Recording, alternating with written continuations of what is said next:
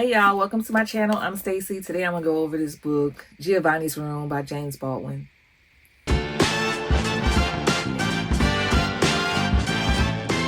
This is my very first book that I read by James Baldwin, and this is a literary fiction. You could say it's kind of a romance. This book was written in 1956. It had 169 pages, so it's really thin, really short, really light.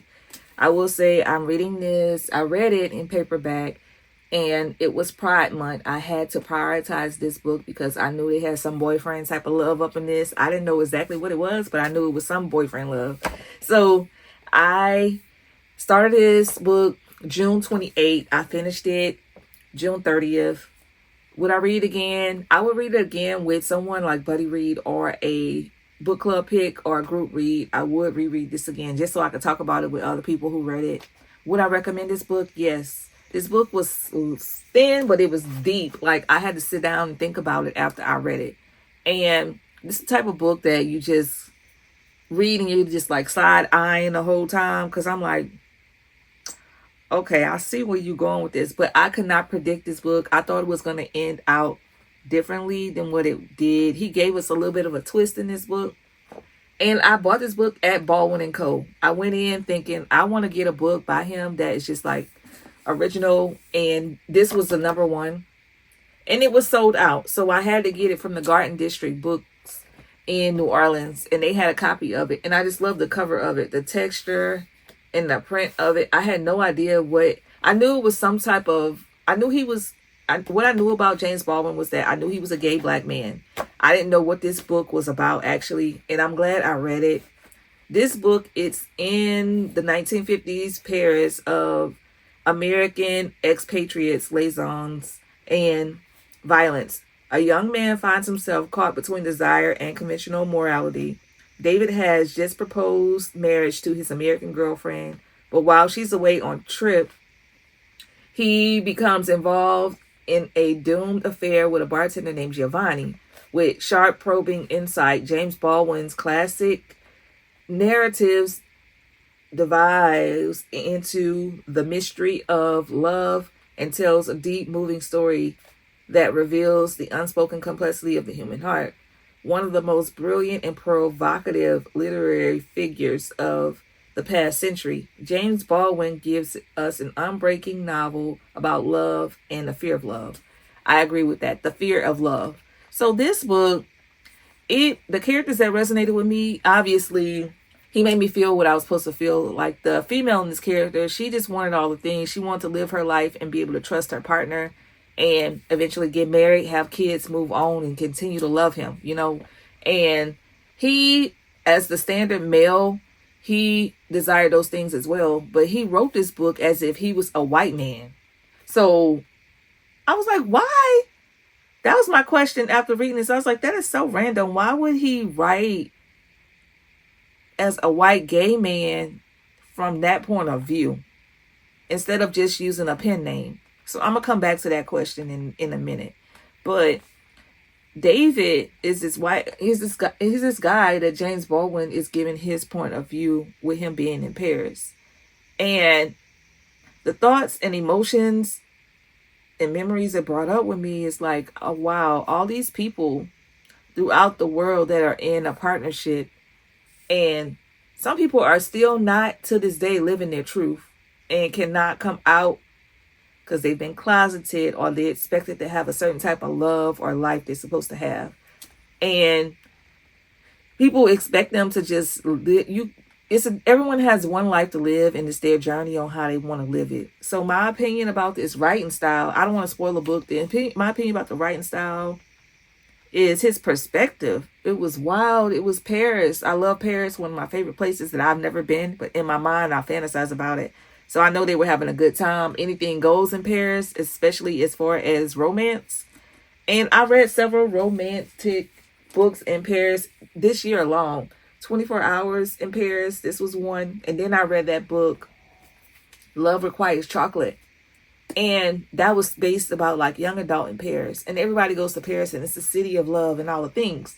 This one, to compare it, I would say this book is more about sightseeing and tourism and doing all the things, eating the food and lovey-dovey, like having a picnic, drinking the wine, all of the sweet things that we fantasize about and fetishize about in Paris. And just to see how you can fall in love. This one so much, it was very tense. They're actually living in Paris abroad, but they live there, and you see him living in a small room. You see him living with a roommate, and you see him going to the bars and actually being not just like doing the touristy things, but living the lifestyle of somebody in Paris. So that's what I really appreciate about this book, that he gave us more of like a life experience for a little bit of time, but it was impactful for the time. Like how you have a melting pot of people from Italy, people traveling to different areas in that part of the world. So it just brought us there, and you got more of that. So this book definitely was original for me to read. It was relatable. Yes, it was very readable. It was beautifully written, as people like to say. I don't go for beautifully written. I just want a good story. This was a great story. And he was charming. He was poised. He wrote it. The character was very believable.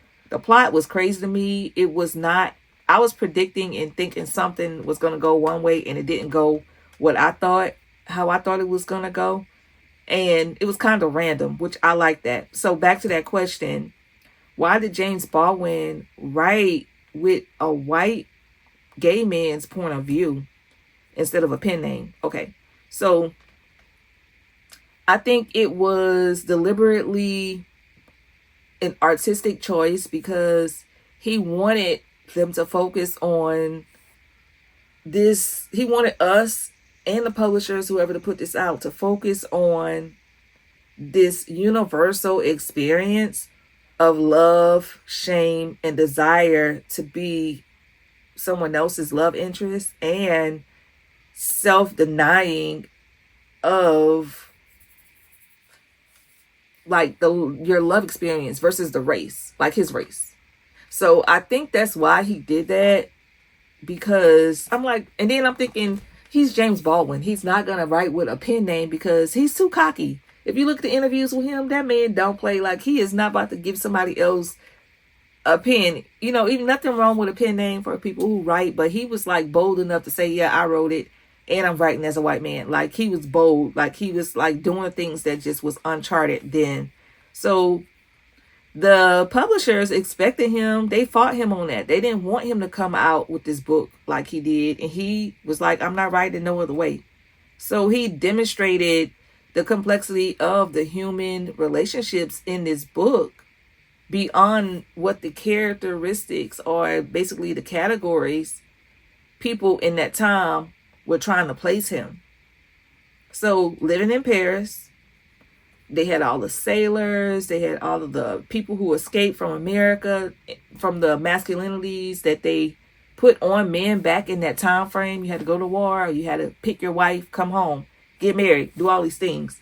So if David was black, he would have had like a lot of different struggles, and his tone would have been different.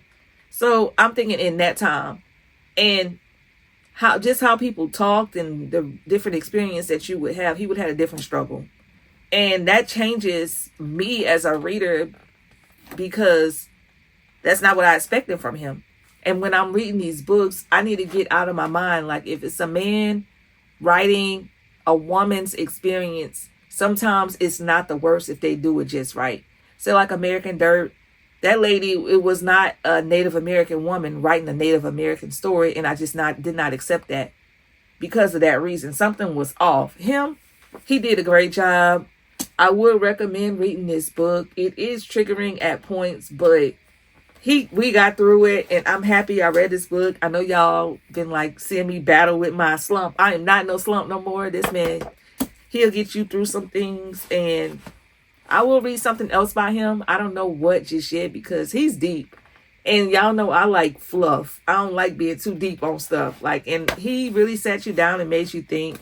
And I like how this was done. I really appreciate this. So if you've read this book, let's talk in the comments. Like, comment, and subscribe. And tell me what's your best James Baldwin book. And do you plan on reading this one? Yeah. So that is it with this James Baldwin. My very first one.